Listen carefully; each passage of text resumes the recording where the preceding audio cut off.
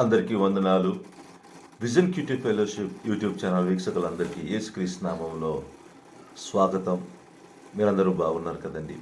మనం ఎజ్రా గ్రంథం నుంచి ధ్యానం చేసుకుంటున్నాం. నేడు మన ధ్యానం కోసం ఏర్పాటు చేసుకున్న వాక్య భాగం ఏమనగా ఎజ్రా 10వ అధ్యాయము 1 నుంచి 8 వచనాలు. దయచేసి మీ దగ్గర బైబిల్ ఉంటే తెరవండి, కలిసి 1-2 వచనాలు చదువుకొని మనం ధ్యానంలోకి వెళ్దాం. ఎజ్రా ఏడ్చుచు దేవుని మందిరము ఎదుట సాష్టాంగపడుచు పాపమును ఒప్పుకొని ప్రార్థన చేశాను. ఇజ్రాయేలులో పురుషులు, స్త్రీలు, చిన్నవారు మిక్కిలి గొప్ప సమూహంగా అతని యొద్దకు కూడి వచ్చి బహుగా ఏడవగా దేవుడు చదివిన వాక్యమును దీవించునుగాక. చదివిన వాక్యమును బట్టి మనం ఏర్పాటు చేసుకున్న అంశం ఏమనగా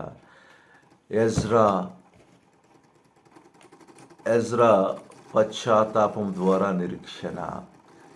ఈ వాక్య భాగం బాగా చదివిన తర్వాత మనం సారాంశాన్ని గమనించినట్లయితే ఎజ్రా విలిపించటం మరియు పశ్చాత్తాపడటంలో బహిష్కరించబడిన వారు కూడా పాల్గొన్నట్లుగా సెకన్య పాప సమస్యకు ఒక నిర్దిష్ట పరిష్కారాన్ని ప్రతిపాదించినట్లుగా మనం చూడగలుగుతాం. అన్య స్త్రీలైన భార్యలను, వారి పిల్లలను వెలివేయడం ద్వారా ఇస్రాయేల్కి ఇంకా ఆశ ఉందని ప్రకటించినట్లుగా చూస్తాం. అందుకు ప్రజలు అంగీకరించారు మరియు ఎజ్రా వారిని ఉపవాసం మరియు ప్రార్థనలో నడిపించారు.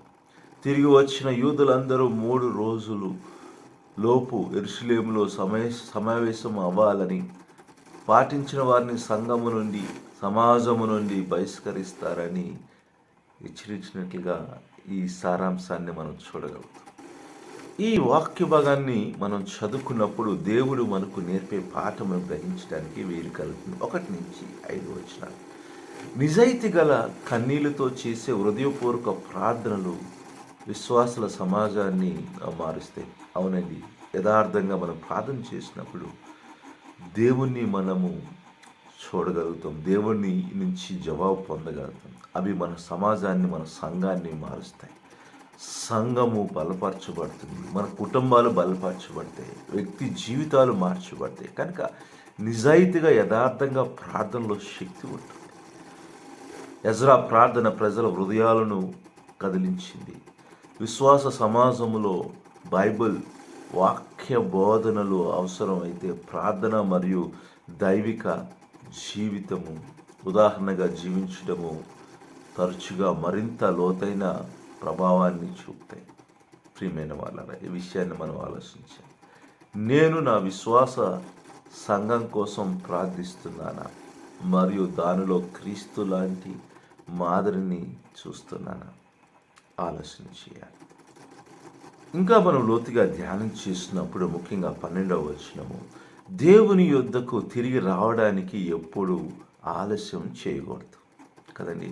మనం పడిపోయినప్పుడు, దేవుని నుంచి దూరంగా ఉన్నప్పుడు ఆయన దగ్గరికి రావడం ఎప్పుడు ఆలస్యం చేయదు. ఎందుకంటే ఆయన ఒక్కడే మనకి ఒక నిరీక్షణ, ఆయన ఒక్కడే మనము ఆయన వైపు తిరగాల్సిన ఒక గమ్యము. ప్రియమైన వాళ్ళ ఈ విషయాన్ని మనం ఆలోచించాలి. పాపం తర్వాత కూడా ఇంకా నిరీక్షణ ఉందని సెకన్యా ప్రకటించాడు. ప్రస్తుతము క్షణము దేవుని ముందు పశ్చాత్తాపము చెందడానికి అత్యంత అనుకూలమైన సమయం కదండి. ఇప్పుడే ఆలస్యం చేయకుండా దేవుని ఎదుట పడవలసిన సమయం. ఆలస్యం చేద్దాం. పశ్చాత్తాపాన్ని మనం ఎప్పుడు కూడా విడిచిపెట్టకూడదు, ఆలస్యం చేయకూడదు. ఇప్పుడే మనము ఆయన వైపు తిరుగుదాం. ఇంకా మనము దేవుని నుంచి దూరంగా ఉంటే, ఇంకా ఎవరైనా దేవుని వైపు తిరగాల్సి ఉంటే ఆలస్యం చేయొద్దు. ఎందుకంటే దేవుడు మన కోసం ఎదురు చూస్తున్నాడు. దేవుడు మనము ఆయన వైపు వస్తావో అని ఎంతో ఆశతో ఉన్నాడు. ప్రియమైన వాళ్ళ ఆలోచించాలి, ప్రార్థన చేసుకున్నాం. ప్రభా, మీ నామానికి ఎంత వందనాలు. నీ వాక్యమును బట్టి, సత్యమును బట్టి మీకు వందనాలు నాయన. నీ వాక్యం ద్వారా మాతో మాట్లాడదని బట్టి నీకు ఎంత వందనాలు. నీ వైపు తిరిగి మనసు దయచేయండి, పశ్చాత్తాపాలు మనసు దయచేయండి. యేసుక్రీస్తు నామములో ప్రార్థన చేసి పెట్టుకుంటున్నాం తండ్రి, ఆమేన్. ప్రియమైన వాళ్ళారా, ఇప్పటి వరకు దేవుని వాక్యమును ఓపికగా విన్నారు. దాన్ని బట్టి మీ అందరికీ వందనాలు. మీ అనుభవాలను మాతో పంచుకోవాలని ఆశపడినట్లయితే మమ్మల్ని సంప్రదించి దేవుని కృప మీకు ఎల్లప్పుడూ తోడైంది గాక.